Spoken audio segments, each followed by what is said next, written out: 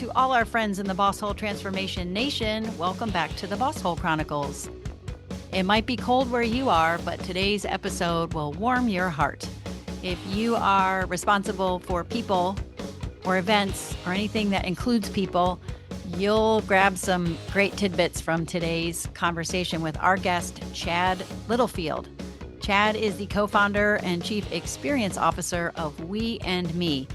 And basically, what he's going to talk today about or talk us through is what he calls the contribution method.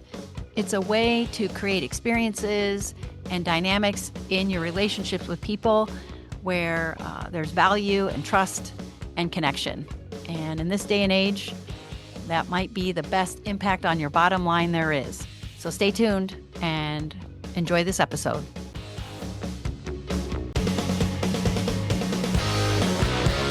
The Boss Hole Chronicles are brought to you by Real Good Ventures, a talent optimization firm helping organizations diagnose their most critical people and execution issues with world-class analytics. Make sure to check out all the resources in the show notes and be sure to follow us and share your feedback. Enjoy today's episode. Chad Littlefield, welcome to the Boss Hole Chronicles. Thank you for having me. Yeah, this is exciting and fun and important. We're going to have some important conversation today. For the benefit of our listeners, share that I got to experience you through Psych Safety Day 2025. That was back in December. You and people like Dr. Amy Edmondson and its distinguished faculty of folks talked about how to create psychological safety. And I'd just like to start there because it's such a segue into the heart of what you do and how you help people build connection. So Yeah. can I kick it over to you and tell us a little bit about your approach? Well, maybe the place to start is with the blunder that you so astutely pointed out, that the morning before I gave essentially the opening keynote to Psych Safety Day with the person Hmm. who, popularized the phrase and term psych safety, Amy Edmondson. Yes. I just totally blew it in the family minivan, dropping my kid off at school, kind of rushing him along, and emotions were high. And he ran off. He literally opened the door of the van and ran up to mom on the stairs, crying. And when he came back, I turned around and he said, "Dada, I just feel so much safer with mom."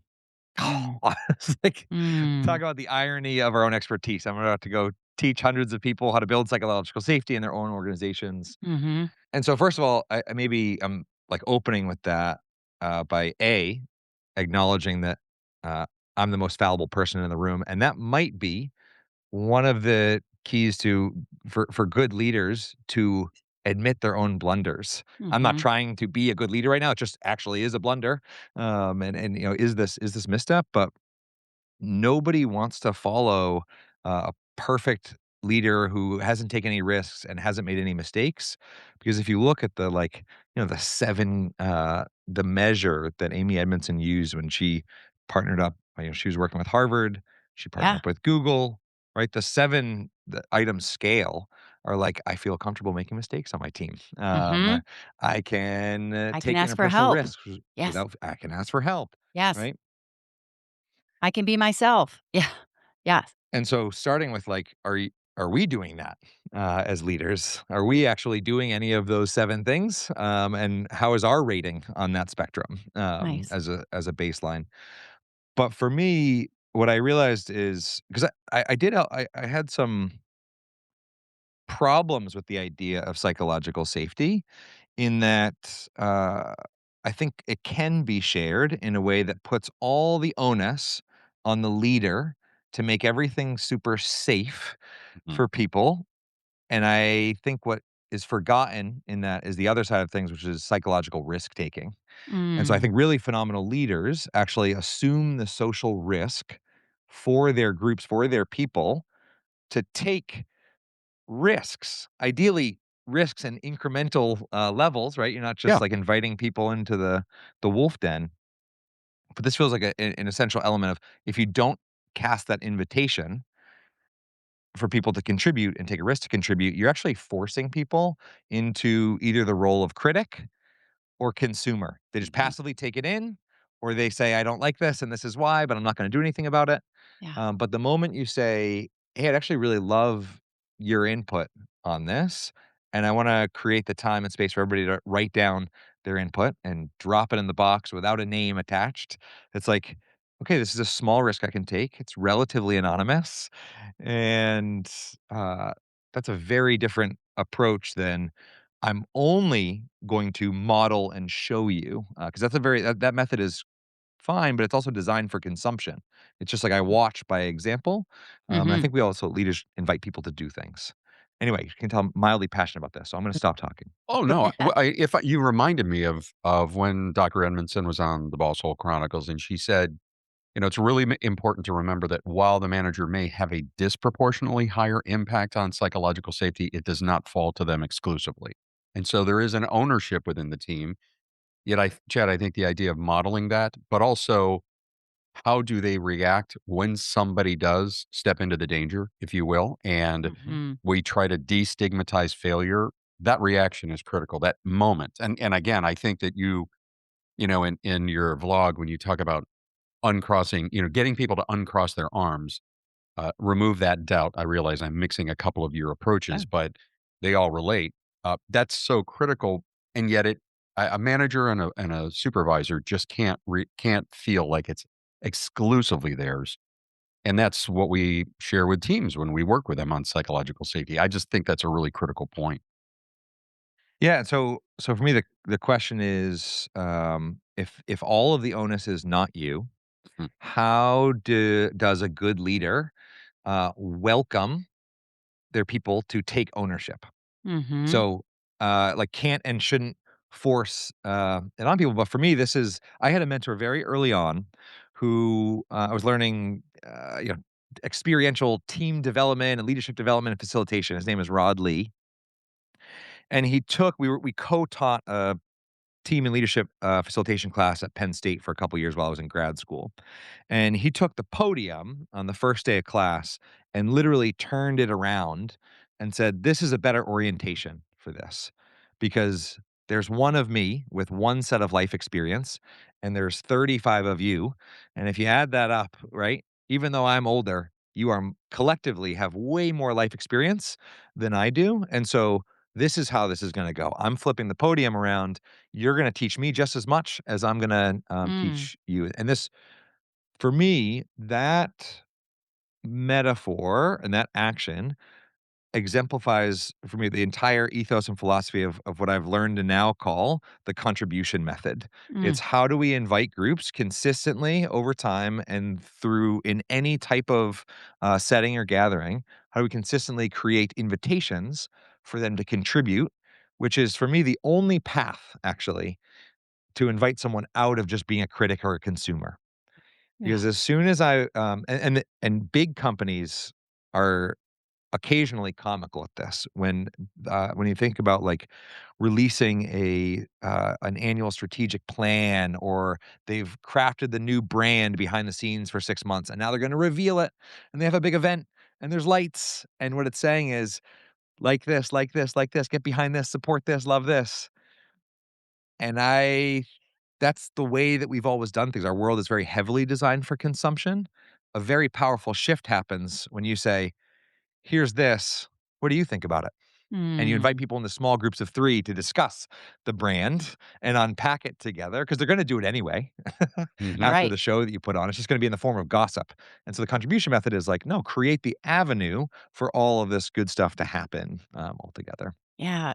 I have to just comment that I love the idea of, the invitation, the allowing the other parties to have responsibility and to own their sense of success in the relationship and in the dynamic in the room. But I'm thinking, as you described what that leader has to be able to do, Mm. like how your mentor turned that podium around, what I thought about is, wow, that takes a pretty self aware, confident person who not only understands who they are and what their strengths are and what their challenges are, but they believe that their idea isn't the most important idea, that like their thing doesn't have to win. And I find some of the leaders that we get to work with, it's not so much that they don't believe that their idea needs to win or that they believe their idea needs to win. It's more like I can't not have the idea. Like, it's not okay Mm. for me not to have the idea. Like, I got to show up this certain kind of way. So, the opportunity to flip it around and honor and reverence the expertise in the room just wouldn't even ever occur to them. Does that make sense? Very much so. A lot of sense. And That's right. Yeah. yeah, Well, it makes go ahead, John. well, no, I can't, Sarah. I can't remember if this is really bad. I can't remember if this was a story on the podcast. I don't think it was. I think we were in a conversation with somebody that said, "Hey, um, not the CEO, but the senior leadership was Mhm. all behind this new approach, open approach. We're going to shift the culture, less command and control, more trust and autonomy." Those are our words, Chad. But I mean, that's Yeah. essentially what they were really endeavoring to do. Yep. And they had this town hall, and the CEO, apparently nobody told him, but it just ended up being a 2-hour monologue of him just talking about what's wrong in the organization, which they were used to. I mean, that's what they expected, to your point, and it's like, Mm. yeah, probably somebody probably should have taken him aside and said, "This is a new approach." But I mean, it's a great example of where there's a tone deafness or um, just I mean, just there's Mm. incongruency to the idea of contributing or Right. encouraging contribution, and we're just gonna lay this on you. So, sorry, Totally. Mhm. I don't remember where we got that, but that was a Mhm. boss hole story that maybe never even got on the program. Right. Totally. And Mhm. so, sure, this is an example where, like, everybody can be bought in, but if the very top, just kinda Yeah, completely goes against that, that resets can reset the culture back to 0, but it also gives people a more astute, language and lens to be like, "Okay, I also think we can give that CEO potentially, organizationally, like, creating the cultural shift toward contribution and tapping into the collective wisdom and expertise of a group as opposed to a top-down command and control approach." yeah, I would invite that organization too to give some grace to the CEO to be like, yeah, of course this is the way you've always done things. And yeah, maybe it would have been great to get some coaching beforehand. Um, and this is where like frustration and this is what ends up having people leave organizations is they work so hard towards some more beautiful, picture of the organizational world, right. and it keeps they feel like it keeps getting stomped on, Mhm. by the top, and Yep. so Mhm. acknowledging that right along with and you hinted at this earlier, just as important as inviting people to contribute and taking the risk, as the leader, assuming that social risk to invite people to contribute, just as important is honoring it and acknowledging people's contributions the moment that they, share, right? So if Yep. somebody Mm. chooses to take a interpersonal risk on a team, Yeah. if you say, "Yeah, yeah, yeah, we're not talking about that," and you move on to the next person and you shut that person down, then person number 2 is never gonna Of take the course. interpersonal That's risk. Of done. course. Oh my gosh. Yeah. Well, So, and before you dig more deeply into the contribution method, yeah, I'm which I think excited is about just that. profound, Yeah. I do think for any of our listeners that really aren't as familiar with psychological safety, it is about interpersonal risk. It is our willingness to raise a hand, ask a question, expose ourselves, reveal a mistake without the fear of retribution or dismissal or like literally or figuratively that we would no longer count. So it's an interpersonal risk and for some people it's really really really high. And we have to just appreciate and understand that. So back to you, Chad. Yeah, and at the risk of potentially being repetitive, if you've had Amy Edmondson on, this is also the reason it got real popular and everybody's talking about it is the Yeah. study Aristotle project that they did Yep. found that it was the number one indicator of high performing teams, right? Oh So it's like, yeah. why spend any time on psychological safety? Well, I was hosting an event, and the founder of Burt's Bees was there and Ooh, shared that they did this event where they're trying to go zero waste, like zero waste in their products at all. And so they were doing a pretty darn good job, but they still had little trash cans all over internally, little trash cans all over. And so one day they had an all employee event. They laid out tarps in the parking lot, and they brought all these trash cans and dumped all the trash out and went item by item to figure out how can we get rid of this, eliminate the even usage of this Wow. thing. Wow.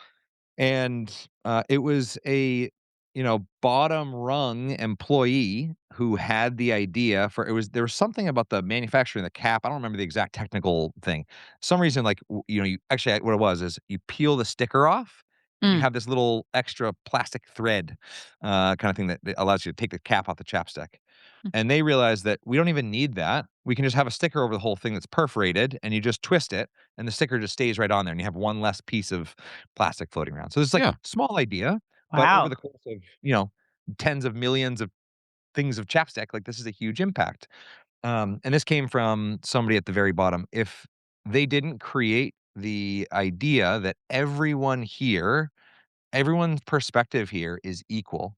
The CEO's perspective is not actually more valuable than everybody else's perspective in this particular. So they created a temporary world where psychological safety was absolute the highest it could possibly be, right? We're Yeah. all working together to try to solve this one problem. Right. No idea is a bad idea. Let's go. Beautiful. And so, as an example of, because I think sometimes it's shared as like, yeah, maps to high performance, but he's like, what do you mean by that? There's an example. Mhm. I love that. Also Yeah. something that wouldn't have been accomplished if the CEO of Burt's Bees stood up and gave a lecture to everybody saying, "Hey, we really want to go zero waste next year. This is a priority, a strategic priority. It's written as a strategic priority," and then disappear. Right? They actually, the idea. I have a mentor, Matt Church, who always used to say, "Never leave a meeting with anything to do."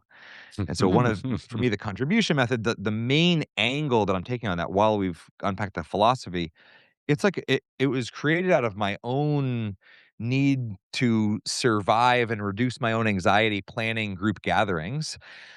And so the actual method is like, no matter what who I'm gathering with or what the length of the gathering is, the way I plan it is I get a blank piece of paper and I write 1, 2, 3, 4, 5 Okay. on that blank piece of paper. And those 1, 2, 3, 4, 5, those 5 ingredients map to the timeline of a gathering. So if it's an hour-long meeting or an all-day, all staff retreat or a half-day training that the group is having or an onboarding session that's happening 2 hours every day, whatever the context is, I write 1, 2, 3, 4, 5, Mm. and I jot down a couple notes for each of those. And then for me, the session's planned. And so the idea is it's making contribution happen live in the meeting, Mm. not saying it's a strategic priority. Now go back and do your homework. It's like, no, just bring it right into the context. John, Genius. I feel like you've got something. Yeah. No, no. I wrote down 1, 2, 3, 4, 5. Mm, I'm I did excited about too. the yeah. yeah. Uh-huh. Okay. So let me give the real quick hook of it first, and then we'll go into 1, 2, 3, 4, 5. Okay. So, this is the method that I, now teach people, but for me, it was something I created out of personal habit. So I was recognizing traveling all over the country, giving keynotes, whether it was to an arena of 6,000 people or a team of 200 executives. I would procrastinate the preparation of that because I would get so worked up about that engagement. And this is like 10 years of this, getting Mm. so worked up that I needed some system or structure to Yes. reduce my prep time, so that I wasn't just wallowing in anxiety for days or weeks beforehand. And this is a common occurrence of people that I who Yeah. host things, as I've learned, is that we dwell on this for weeks. We way over prepare, and all of what that is a focus on myself. My anxiety is coming from I was thinking more about me than I was thinking about the group. I was thinking more about what I Mm. was going to say Mm. than I was about when the contribution method, this 1, 2, 3, 4, 5, it's all about what you're inviting the group to do. If I've got Wow. 500 people in a room and I try to do all the work for an hour or 3 hours, I'm going to be very tired. I'm going to have a hangover at the end of that session. But if I crowdsource it and distribute the effort to 500 people, they'll get a ton more out of it. I'll spend half as much time prepping, and I also won't have that hangover after, right? So, um, Can I just this say, is even yeah, so if there's a leader out there that says, "Well, hey, I'm just facilitating a team meeting once a week with 8 people or 10 people." yeah, Okay, guess what? Same applies. Yeah. Like, yep. same concepts apply. This is beautiful. same concept applies, and the beauty of these ingredients is they can be dialed up and dialed down. So for a half Yeah. day program, right? Number one on the list for me is a term I initially learned from a facilitator named Mark Collard. It's the unofficial start. Typically at work, we reward people for being late by waiting for them. So if a meeting starts at 9 a.m., we're like, so and so's not here. 9:03, they show up. Okay, let's get started, everybody. The unofficial start says, no, no, no, no. If you've got 8 people in a meeting and 6 or 7 of them are there, even if they're not the leader, their time is valuable. And so the unofficial start is what can we do to immediately begin a couple minutes before the official start? So at 8:57, what are you inviting people to do? Not what are you saying, not what are you inviting people to do the moment they walk in the room as a rolling start, and then have that run a few minutes after the official start to extend Mm. understanding for anybody who is late. Yeah. And so for me, that might look like, for an intact group, that might look like I've got a deck of cards that I know this won't be posted with video, but deck of cards with Mhm. images on one Mm. side and quotes on Mhm. the other. And so lay out a bunch of images on a table outside the room. And as people walk in, and this is a monthly staff meeting, hey, just choose an image that represents the one thing you actually really care about getting out of this meeting. And it turns out that imagery is a lovely way that Oh, almost everyone can make a ethereal verbal idea concrete and visual, Mhm. yeah. right? And so I might choose a picture of a brick wall and say, there are these 3 obstacles that we just can't get past with this vendor. And I just want to like get everybody's opinion on how I can address this. And so, Mm. so they're just choosing that card.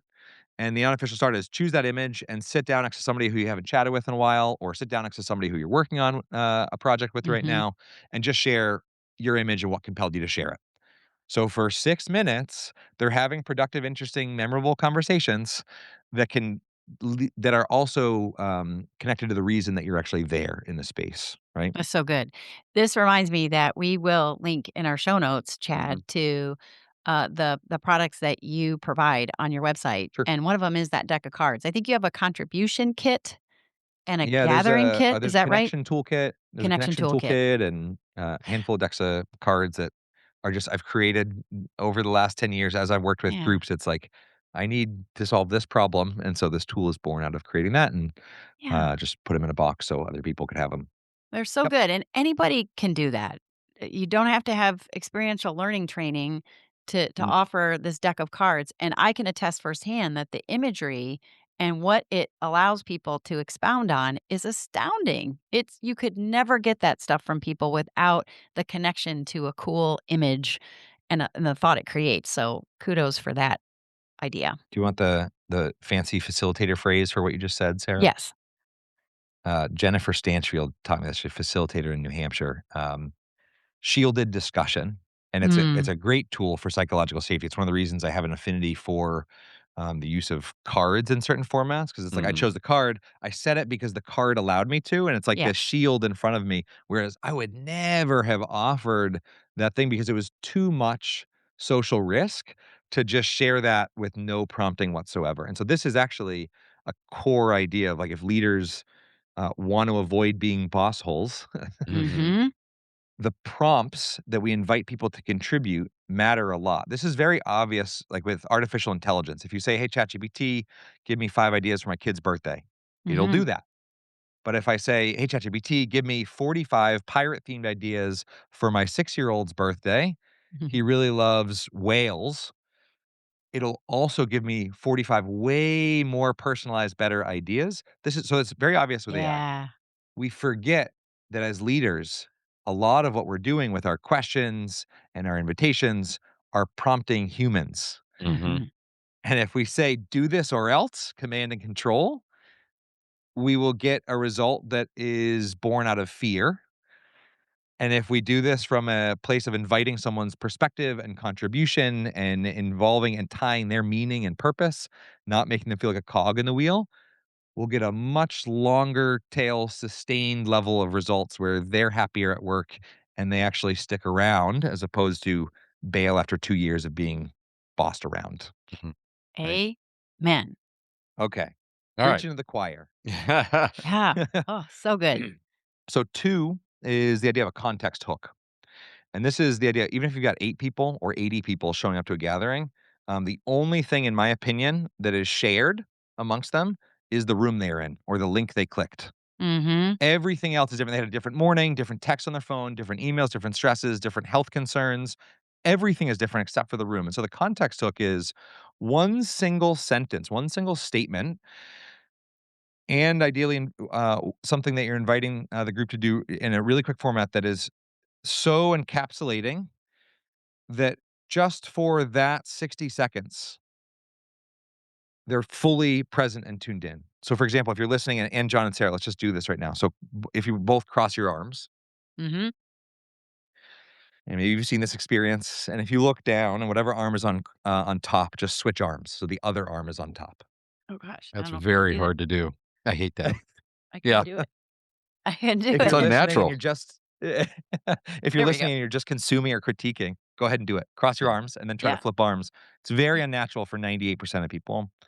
And so I might do this as a context hook immediately. It doesn't matter if you had 45 texts from your kid's school. Well, maybe that's an exception, but yeah, you had a whole bunch of messages from that were sitting, a bunch of fires outside of that meeting. As soon as I just invite everybody in the room to just cross your arms and then flip arms, what's on, just for that moment, we're all sharing the same experience, the same thing. Mm. And Mhm, then the sentence for me in a context hook is an intention that, this is very important, includes the needs of the other. Bosses are amazing at sharing their goals for a meeting of what they want to get out of a meeting without any concern of what anybody else cares about. mhm, Yeah. So, for example, an objective of a meeting is, hey, the purpose of this meeting is to review our strategic priorities for this quarter. That's very much an objective. You can stretch that into an intent by adding so that to the end of it. My intent is to review our strategic priorities so that Mm. everybody is 40% less confused this quarter on what they're doing and how they can jump in, right? People very much like clarity. And mhm, so when you frame whatever you're doing in a context of what other people care about, it allows, by sharing your intention, it allows people to say, yeah, yeah, I want to play that game or not. And that intention right away in that context hook roots out manipulation. There is no room for manipulation when a leader is clear about their intent and they share it with the people that it affects. mhm. Mm, that's so good. Okay, can I just Right. share an example of I was having a Please. conversation with a leader this week, and I think if he said it once, he said it 3 times and probably did the same in other conversations. I just need to get them fill in the blank. I just need to sit down with them and get them to I need to get them to understand. I Or need to get them here. they Yeah, just need to, yeah, yeah. yeah. I know who you're So talking about. Well, this there's would 2 from which you could choose. Yeah, that's this right. would be the opposite of that. I love this. But this is okay, so this is it's a very reasonable and understandable thing for a leader to feel like that. I have felt like that often with my team. I'm like, "Can I just get you to blank?" And so for me, the hack, if you will, to Yes. get that person to stretch that objective into a more empathetic intention is literally 2 words. You just add the word "so So that" to the that. end of it, and then what comes after those words has to be in a currency that other people care about, not you. So, Mm. hey, my intention, so Sheryl Sandberg, former CEO of Meta, was on the board for a tech company called SurveyMonkey, and a friend that works for SurveyMonkey, and she walked into a board meeting once, and she goes, "Hey, everybody, this meeting's really expensive. Let's get started." I like the idea of elevating the context hook to this level of importance of like, and so for me, in that was embedded as so that of like, hey, everybody, your time is really precious. Let's get started right away so we can, and maybe even take this a step further. I want to try to be super structured with our time today so we can get out 15 minutes early so you have time to work on the stuff that keeps piling up for you. Yeah. Mhm. What a profoundly different intention than I need to get everybody to understand this stuff. Yep. Mhm. Yeah. Love it. And it's not Okay. that difficult. Subtle. Good. It's I for me, I like for me, the context hook is the thing that takes less than a minute, but it changes the entire 60 minutes of a meeting.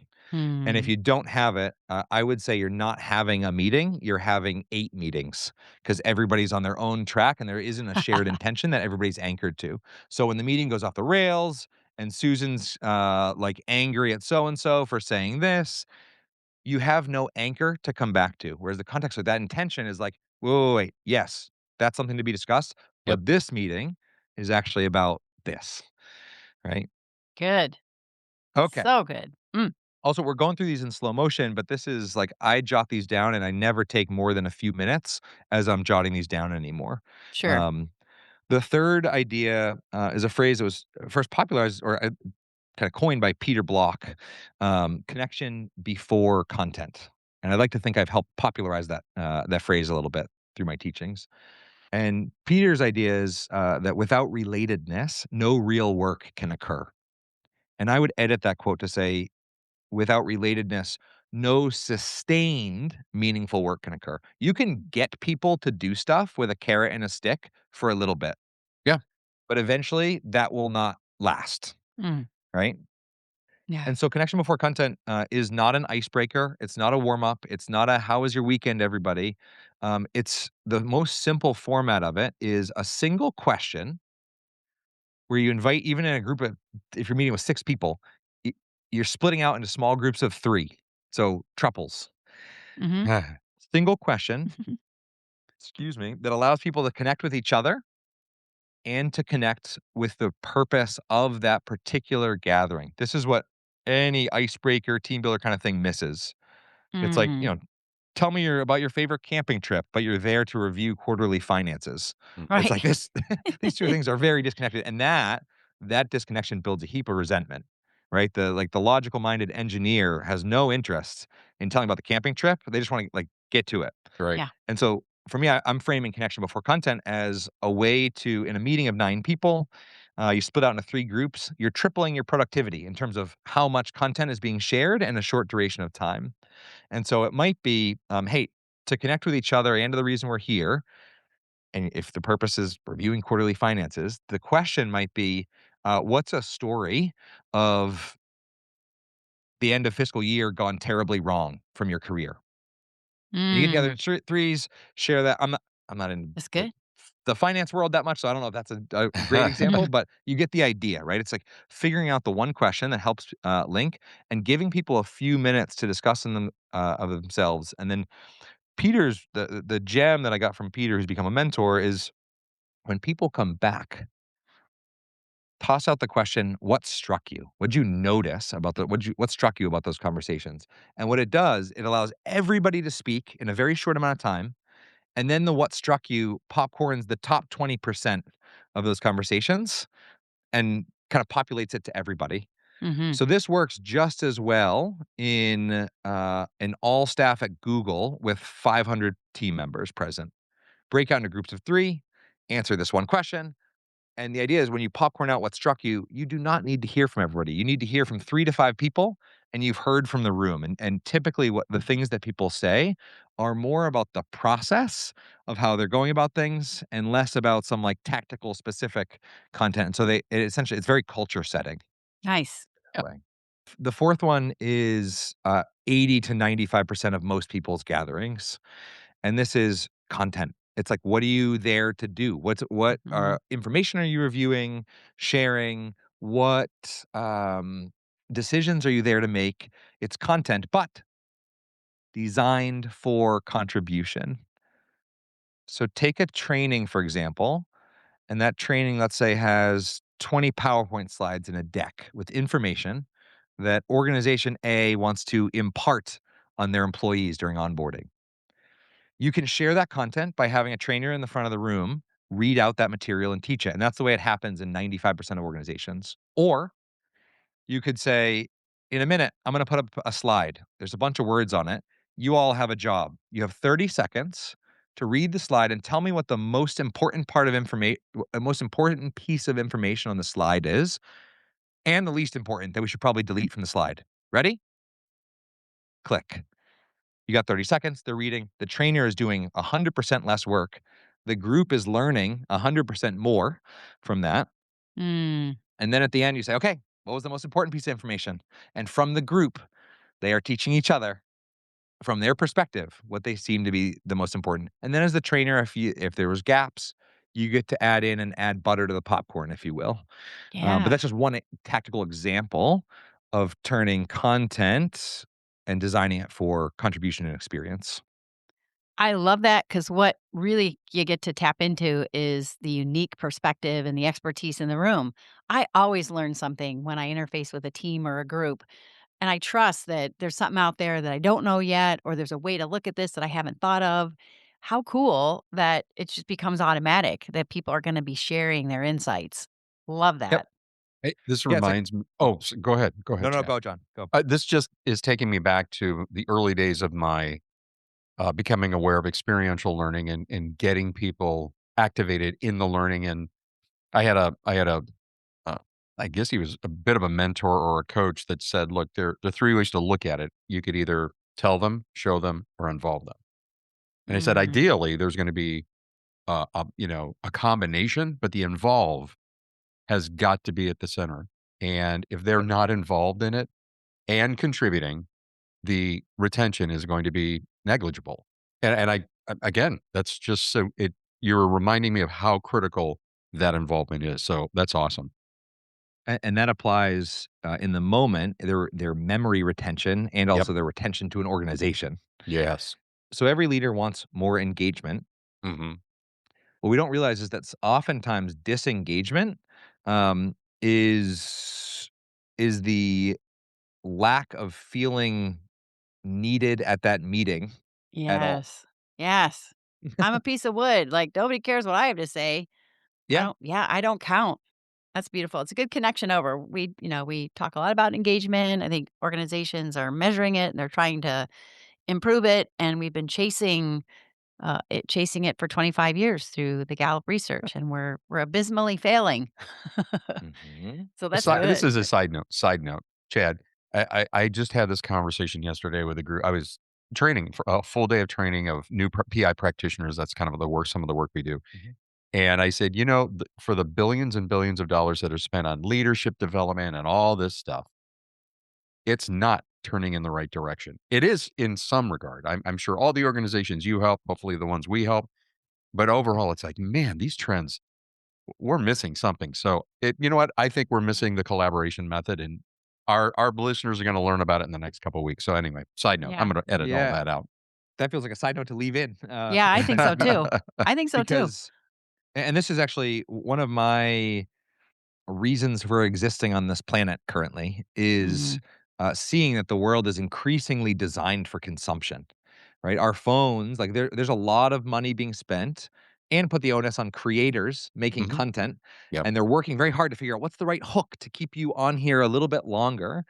And so increasing our world is designed for consumption. And so, you take a Hulu and Amazon and Netflix, Facebook, any of these platforms, TikTok, any of these platforms are very incentivized to maximize consumption. And so, if you want to be competitive in the leadership development space, I would argue do not compete with TikTok, Hulu, Amazon, and Netflix. Hmm. You will lose. Their budgets are much bigger.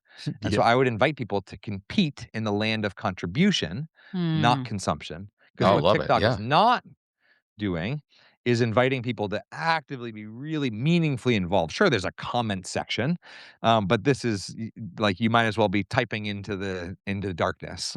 This is Yeah. not a social platforms have actually left socialness, and so for me, when I Yeah. look at gathering practitioners, trainers, facilitators, I think there's high potential.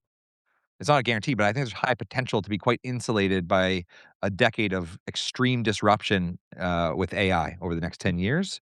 Yeah. Is AI is not very good at inviting a group's contribution to be Right. a part of something. It's not very good at involving someone. It's great at spouting out information and keeping people isolated in a chat with a robot or an interaction with a robot. But in terms of actually bringing people together, this is even Sam Altman himself, Reid Hoffman, one of the founders of LinkedIn, was interviewing Sam and said, "Hey, we're all rolling with ChatGPT 25 and it's all doing our homework and we're doing a lot less of what we have been for the last century. What will we be left with?" And his answer was connection and recreation. And so for me, the Hmm. contribution, inviting people to contribute to something is a beautiful, low risk, psychologically safe pathway to meaningful connection. Whereas if you get people in a room and say, okay, ready, go, meaningfully connect. Hmm. I'm not sure that's like not a super effective method, No. Right. which is why I landed on the contribution method and not the connection method or anything else. So good. Anyhow, if anybody's listening closely, we should get to closing, which is number 5. Number Okay. 5. Here we are. Eh, Number 5, the idea is I met a woman once who was half my height and triple my age. Her name was Connie, all white hair, and she introduced herself to me as a professional storyteller. Like, ooh, tell me more. How do you tell really phenomenal stories, Connie? And she said, without skipping a beat, I got it. All you got to do is know the first sentence that you're going to say and the last sentence that you're going to say and fill in the middle with the truth. And the Oh. contribution method version of that is know the first thing you're going to invite the group to do in the unofficial start and the last thing you're going to invite the group to do and then fill in the middle with the truth. And so for me, closing is any way that you can end with people wanting to come back as opposed to how most meetings and gatherings end, which is stressed out, rushed, incomplete, and a fizzle. About Mm-hmm. people running to the next meeting with high cortisol levels and starting their next meeting with, "Oh my god, sorry I didn't even get to sorry I'm late. I, like, had to grab water. Our meeting ran late last time." Like, no, Yep. closing. So I Yeah. will actually just to leave people with a practical thing, if I'm in an important meeting and especially if I'm hosting it, I will set an alarm on my phone or watch to go off audibly in front of the whole group 5 to 10 minutes before the end of the gathering, and it will be a reminder to say close with intention, or I'll actually put whatever closing exercise I'm gonna do. So sometimes that's as simple as, "Hey, we just tackled a lot. Get into groups of 3 and just share the one thing you hope sticks around in your brain 3 months from now." So like a simple practical takeaway, or there are much more creative, fun exercises that leave people less stressed on a little bit of an energy high as well. Mm. Nice. Very nice. There you go. That's it. 1, 2, 3, 4, 5. We will Yeah. put all of the links and information to Chad and his work in the show notes. So please make sure you're checking that out. I mean, we've Yeah. been doing this over 5 years, and the sheer number of subject matter experts and incredible resources are absolutely going to transform managers that are struggling. And so this is one of them. So I Yeah. thank Thank you, you, Chad, for Chad. sharing it. Thanks for having me on and somewhat ironically being such good consumers and listeners. I shared a lot about the contribution method. It's Awesome. so good. Yeah, we'll, you can be a keynote speaker for events. Organizations can bring you in. So we'll make sure that they know exactly how to find you. We may have you back because I know I'm going to be keeping in touch with you. You have your Connection Summit that happens every year. It's a sold out event. Tickets are hard to come by. It's where you bring people who are contributing or living in this body of work that you do and training and facilitating and leading. They come together for a couple of days or week long Yeah, connection it's kind of thing. 400 gathering nerds brought together virtually. Yeah. So people who are actively hosting, leading, facilitating, running things Yes. to come together. And the idea is at that gathering, the connection is the content. So yeah, we have our Nice. speakers and we teach ideas. But unlike most events, the vast majority of that time is actually well facilitated and structured in between space. It's like the Nice. magic of an event and conference often happens in the hallway in between Oh, sessions. yeah. Oh, And so we yeah. were like, why don't we just flip it? Why don't we just have short, punchy, valuable content sessions and lots of hallway time, so to speak, Love it. with a little bit of facilitation. I think a little bit of structure to hallway time accelerates the process of having good conversations. So yeah, and Beautiful. then once a year, I take one cohort and actually teach a master class in the contribution method, Mm. and that's it. Otherwise, I just practice it. But once a year, I open up for people in the spring. Good to know. It's There coming you up go. soon. Chad, once again, we thank you. Keep up the amazing work that you do. It's just you're such an easy person to listen to and be around. So we're grateful that you spent time with us today on the Boss Hole Chronicles. We'll see you next time, friends. Thanks very much for checking out this episode of the Boss Hole Chronicles. It was so good to have you here. And if you have your own Boss Hole story that you want to share with the Boss Hole Transformation Nation, just reach out. You can email us at mystory@thebossholechronicles.com. Again, mystory@thebossholechronicles.com. We'll see you next time.